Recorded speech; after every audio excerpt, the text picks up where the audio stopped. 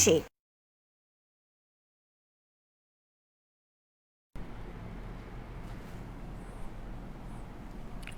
அப்போ ஒரு ஐபி அட்ரஸை என்ன வகைன்னு கண்டுபிடிக்கிறதுக்கு மிக இலகுவான வழி, வகுப்பு ஏயா இருந்தால் முதல் பகுதி 4 பகுதி ஐபி அட்ரஸ் இருக்கும். அதில் முதல் பகுதி 1 தொடக்கம் 126 இருந்தால், அதாவது இந்த ஐபி அட்ரஸ் நம்ம பார்த்தா இட 1லிருந்து 126 வரையும் இருந்தால், இல்லை சின்ன தவறு 001 வந்துட்டு 1 ஆரம்பிக்கணும். 1லிருந்து 126 வரையும் இருந்தால் அது வகுப்பு ஏ. பி இருந்தால் அது 128லிருந்து 192 இருந்தால் அது வகுப்பு பி.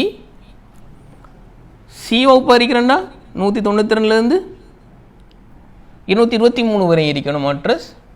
இந்த டேபிள் உங்களுக்கு ஒரு பூர்ணமான என்ன வகை ஐபிங்கிறத விளங்கப்படுத்தும். இப்போ வகுப்பு சி ஐபி முகவரி ஒன்றில் உருவாக்கக்கூடிய ஐபி முகவரிகளின் வீச்சு யாது? ஒரு வினா நம்ம செய்து பார்ப்போம். வகுப்பு சி ஐபி முகவரி ஒன்றில் உருவாக்கக்கூடிய ஐபி முகவரிகளின் வீச்சு யாது?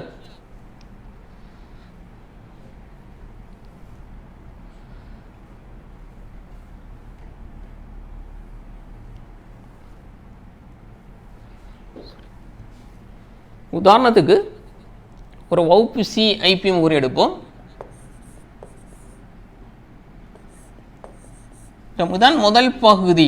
இந்த முதல் பகுதி 192லேருந்து 223 ஆரம்பிச்சுட்டா அது வகுப்பு சி முகவரி எடுப்போம். ஏனைய 3 பகுதிகள் என்ன இருக்கலாம்?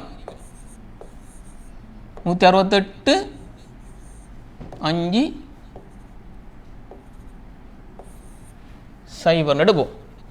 உதாரணத்துக்கு இந்த வகுப்பு சி ஐபி முகவரி எடுத்துக்கும். இப்போ முதல் பகுதி 192 அந்த வகுப்பு இது என்ன? சி. வகுப்பு சியாக இருந்தால் இது நீங்கள் என்ன வேணும்? ஞாபகப்படுத்தணும். முதல் 3 பகுதி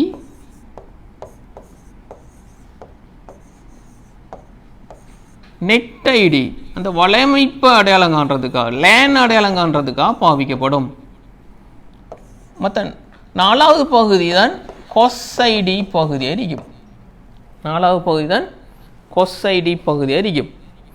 இப்போ வகுப்பு சியாக இருந்த முதல் 3 பகுதி நெட் ஐடி, இறுதி பகுதி கொஸ்ஐடி. அப்போ நெட் ஐடி அந்த வலையமைப்புக்குள்ள அந்த நெட் ஐடி பகுதி ஒருபோதும் மாறாது. அந்த லேனுக்குள்ள இதை நீ ஞாபகம் வச்சுக்கணும். நெட் ஐடி அந்த நெட்வொர்க்கை தனித்துவம் அடையாளங்கிறத பாவி ஒரு லேனுக்குள்ள வார நெட் ஐடி, அது நெட்வொர்க் ஐடியோட சுருக்கம் தான் நெட் ஐடி. நெட் ஐடி வந்து அந்த லேனை பொறுத்த மட்டுக்கு தனித்துவமாக காணப்படும், மாறாது. ஆனால் கொஸ்ஐடி நாம் 0 கொடுத்தாலும் மாற்றம் செய்யலாம். 4ஆம் பகுதி ஐபி அட்ரஸில் 4ஆம் பகுதியை மாற்றலாம். உங்களுக்கு தெரியும் ஒவ்வொரு பகுதியும் இது நம்ம 10 இலக்கத்தினால் எழுதிக்கும். இது 2 இலக்கத்தில் எழுத போனால் 8 பிட்டுகளால் எழுத வேண்டி வரும். இது 8 பிட்டு, இது 8 பிட்டு, 3வது பகுதி 8 பிட்டு, 4வது பகுதி 8 பிட்டு எழுத வேண்டி வரும். இப்போ இந்த 4வது பகுதியில் எத்தனை விருந்தோம்பிகளை உருவாக்கலாம்னு கேட்டால் 4ஆம் பகுதி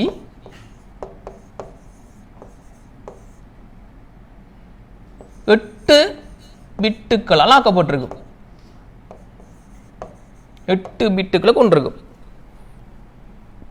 நெட் ஐடியை மாற்றலாம், ஹொஸ் ஐடி பகுதியை மாற்றலும். அப்போ இதில் 8 பிட்டுகளை வச்சு நம்ம கணிப்பு செய்ய போகிறோம். இந்த 8 பிட்டுகளை அடிப்படையாக கொண்டு கணிப்பை மேற்கொள்ள போகிறோம்.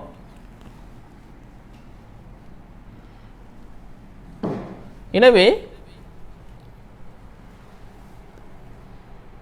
இது அடிப்படையில் இந்த 8 பிட்டுகளை நம்ம ஷார்ட்கட்டாக இலகுவாக எத்தனை முகவரிகளை உருவாக்கலாம்னு கேட்டால் 2 8 256.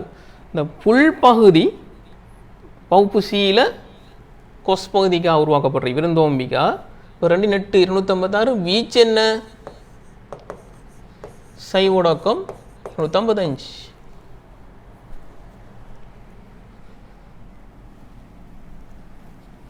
எனவே ஐபி முகவரி வீச்சு எவ்வாறு அமைய போது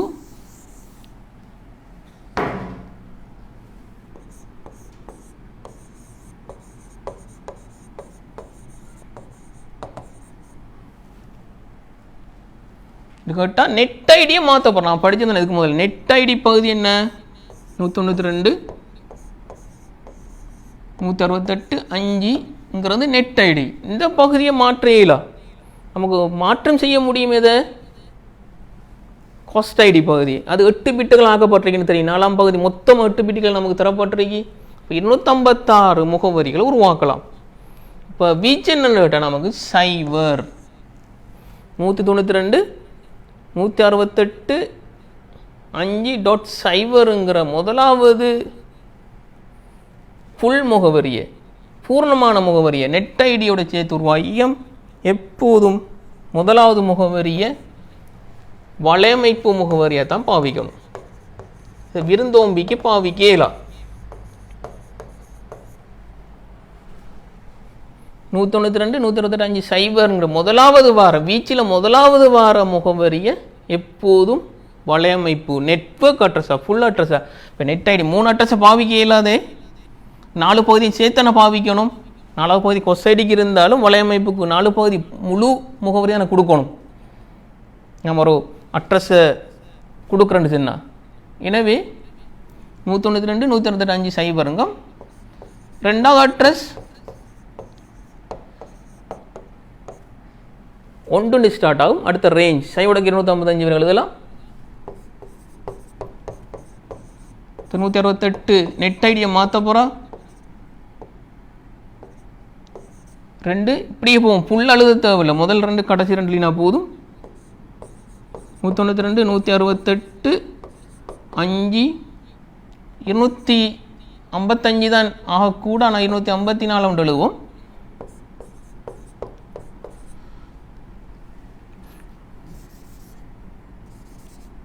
இறுதி முகவரி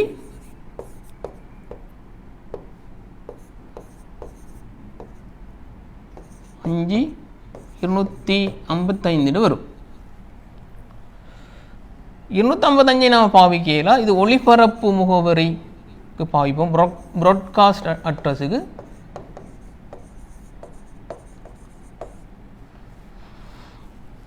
எனவே 2 கழித்து வார 254 ஒன்றோடக்கு 254 தான் நம்ம இயந்திரத்துக்கு பாவிக்கலும். இயந்திரம்டா கணனியாக இருக்கலாம், பிரிண்டராக இருக்கலாம். தெளிவாக விளங்கணும். ஏன் இது வகுப்பு சியாக இருக்கிறதால நமக்கு முதல் 3 பகுதி நெட் ஐடியை ஒதுக்கி 4ஆம் பகுதியை தான் நம்ம கணிப்புக்கு நம்மட கொஸ் பகுதிக்கு விருந்தோம்பிக்கு ஐபி அட்ரஸை மாற்றி கொடுக்கலாம். இப்போ முதல் நெட் ஐடி பகுதியை மாற்றாமல் எத்தனை பகுதி முழுவதுமாக 4ஆவது பகுதி முழுவதுமாக வகுப்பு சியில் விருந்தோம்பி கொடுக்கப்பட்டிருக்கிறதால மொத்த எண்ணிக்கை 256. வீச்சை பார்த்தா சைவல் ஆரம்பிக்கிறதால 255 முடியும். எனவே முதல் முகவரி எப்போது வலையமைப்பு முகவரி, வலையமைப்பு அடையாளம் காட்டுறதுக்கு ஒதுக்கணும். இறுதி முகவரியை ஒளிபரப்பு முகவரியாக ஒதுக்கணும். இடையில் இருக்கிற 1 தொடக்கம் 254 வரை உள்ளதை இயந்திரத்துக்கு பாவிக்கலாம்.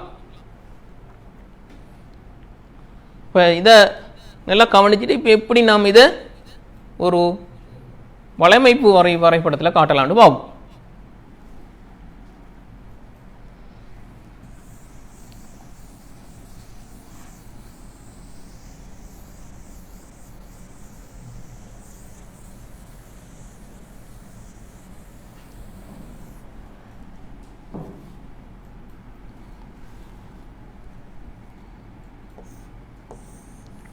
நமக்கு முதலாவது ஒரு இணைப்பு உபகரணம் வேணும்.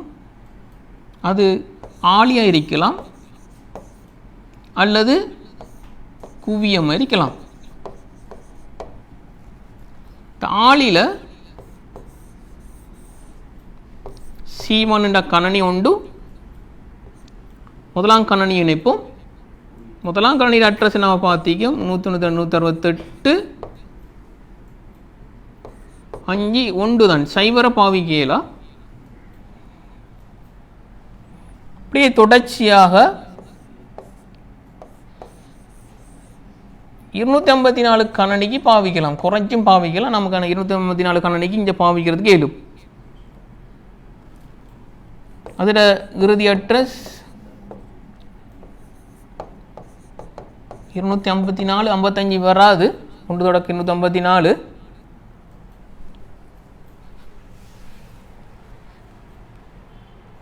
இப்போ இதுக்கு இணைய கனெக்ஷன் வேணும்னா நமக்கு ரவுட்டர் ஒன்று இணைச்சி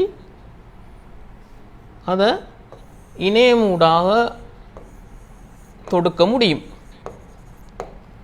இன்டர்நெட்டில் இந்த இன்டர்நெட்டை வழங்குகிறார்கள் இன்டர்நெட் சர்வீஸ் ப்ரொவைடர், டயலோகோ மொபைல் கனெக்ஷன் நினைக்கணும். அது கட்டாயம் நமக்கு ஒரு ரவுட்டர் தேவைப்படும். இப்போ இங்கே இருக்கிற 192.168.5 சைபருங்கிற முகவரியை பாவிக்கையில அது வலையமைப்புக்காக விடத்தை காட்டுவோம், அடையாளம் காண்ற முகவரி என்று சொல்லி காட்டுவோம்.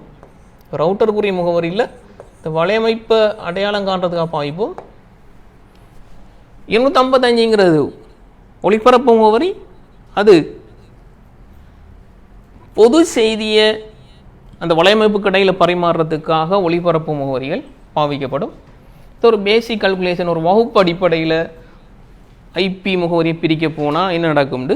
இப்போ கண்டிப்பாக வகுப்பு சியில் 254 மெஷினுக்குரிய ஒதுக்கீடு நடக்க வேண்டியிருக்கு.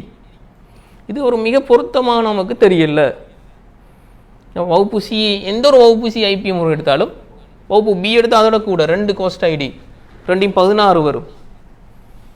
வகுப்பு ஏ எடுத்தால் 224 வரும். இது ஒரு ஒதுக்கீடுக்கு பாரிய உதாரணத்துக்கு உங்களோட வீட்டு ஒரு 4 மெஷின் இருக்கு. 4 மெஷினுக்கு எப்படி வகுப்பு சியை தான் எடுக்கணும், காஸ்ட் வந்து குறைஞ்ச 256 வார மாதிரி.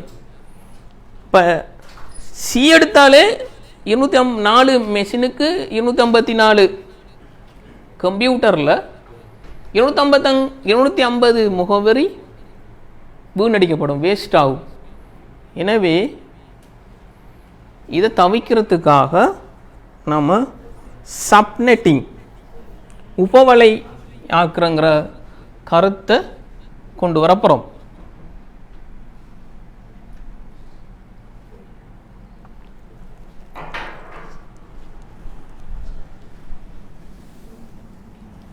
சம்மான் துறையில் பிரிண்டிங் துறையின் முன்னோடி பிரிண்ட் ஹவுஸ் அட்வர்டைசிங். வாடிக்கையாளர் மனம் கவர் விதவிதமான திருமண அழைப்பிதழ்கள், banner, handbills, rubber stamps, graphic designing and printing, mug printing, digital printing என அனைத்து விதமான பிரிண்டிங் தேவைகளுக்கும் பிரிண்ட் ஹவுஸ் அட்வர்டைசிங்.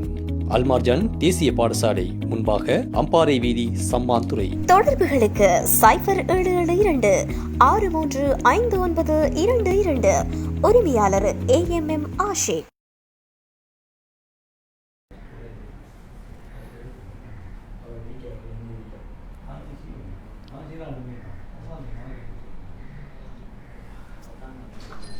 சார், உப வலையமைப்பு சப்நெட்டிங்கை உருவாக்கலாம். பாருங்க, நம்ம ஒரு லேனை நம்மளோட தேவைக்கேற்ற மாதிரி மேலும் பல வலையமைப்புகளாக உப வலையமைப்புகளாக பிரிக்கிறது தான் சப்நெட்டிங்னு படித்தோம். ஞாபகப்படுத்துகிறோம், ஒரு லேனை மேலும் பல பகுதியில் உடைக்க போகிறோம். தனது வகுப்பு சியில் பார்த்தோம் 256 முகவரி இருக்கு, 254 இயந்திரத்துக்கு பாவிக்கலாம். ஆனால் வீட்டை 4 இருந்தால் வேஸ்ட். அப்போ 4 வீட்டுகளுக்கு நம்ம சப்நெட்டாக உடைச்சி லேனை கொடுக்குற மாதிரி செட்டாக பண்ணலாம். இதில் 5 சப்நெட்டாக உடைச்சிருக்கார். தனது இதில் ஒரு 10 யூசர், இதில் ஒரு 14 யூசர், இதில் 9 பாவனையாளர், இதில் 4 பாவனையாளர், 6 பாவனையாளர் 2. நம்ம விருந்தோம்பல் பகுதியை கொஸ் பகுதியை நெட்டடியில் மாற்றம் செய்யலாம். கொஸ் பகுதியை பகுதியாக உடைத்து வழங்குறது தான் சப்நெட்டிங், உபவலை அமைப்புன்னு சொல்கிறோம். சப்நெட்டிங் மேற்கொள்றதுக்காக நமக்கு உபவலை மறைமுகம் பாவிக்க வேண்டிய தேவை வந்துச்சு. அது உபவலை மறைமுகம் உருவாக்கப்பட்ட நோக்கம் இப்போ பார்த்து நம்ம வீட்டை 4 மெஷினரிக்கு 254 கணனிக்கு ஐபி அட்ரஸை கொடுக்க வேண்டி வரும். அப்போ அதை கட்டுப்படுத்துறதுக்காக ஐபி முகவரியோட இணைந்து பாவிக்கப்படுற ஐபி முகவரி போன்ற ஒரு முகவரி தான் உபவலை மறைமுகம் சப்நெட் மாஸ்க் கொண்டு வரோம். ஐபி முகவரியோட இணைந்து பாவிக்கப்படுற முகவரி. ஏன்னா இதில் ஐபி அட்ரஸுக்கூட சேர்த்து தான் நம்ம சப்நெட் மாஸ்க் அட்ரஸை வழங்குவோம் எப்போதும்.